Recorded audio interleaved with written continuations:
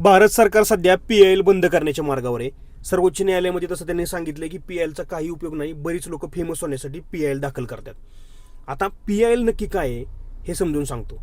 PIL ही एक जनहित याचिका आहे. सर्वसामान्य माणसाचा आवाज आहे. तो आवाज डिरेक्टली उच्च न्यायालय आणि सर्वोच्च न्यायालयामध्ये जाऊन पोहोचू शकतो. जर समजा समाजामध्ये कोणतं बेकायदेशीररित्या काम चालू आहे, ते सरकारकडून असू द्या, कोणत्या बिल्डरकडून असू द्या, कुठल्या संस्थेकडून असू द्या, तर त्या अंतर्गत सामान्य माणूस उठून त्यांच्या विरोधात उच्च न्यायालय आणि सर्वोच्च न्यायालयामध्ये जाऊन PILच्या अंतर्गत जनहित याचिका दाखल करू शकतो. आणि जर सर्वोच्च न्यायालयाला वाटलं की खरंच ह्याच्यावरती प्रॉब्लेम आहे किंवा खरंच ह्या गोष्टींवरती अन्याय होतोय, तर सर्वोच्च न्यायालय त्याच्यावरती केस चालवू शकते. म्हणजे हे आहे PILची ताकद.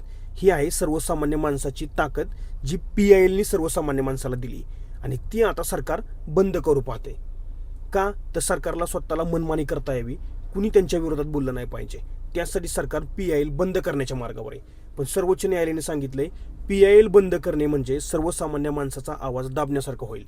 PIL मध्ये आपण कडक निर्बंध लादू शकतो. जसं की सर्वोच्च न्यायालयाला वाटलं की खरंच प्रॉब्लेम आहे तर त्याच्यावरती केस चालवली जाऊ शकते. आणि जर सर्वोच्च न्यायालयाला वाटलं की यामध्ये फक्त आणि फक्त सर्वोच्च न्यायालयाचा टाइमपास होतोय, तर त्याच्यावरती लाखो रुपयाचा दंड आकारला जाऊ शकतो. हां, तुम्ही या गोष्टी करू शकता, पण तुम्ही डायरेक्टली PIL बंद नाही करू शकत. PIL बंद करणे म्हणजे सर्वसामान्य माणसाचा आवाज दाबण्यासारखं आहे, हे लक्षात ठेवा. आणि सर्वसामान्य माणूस बोलणार, आजही बोलणार आणि उद्याही बोलणार. तुम्ही सर्वसामान्य माणसाचा आवाज बंद नाही करू शकत.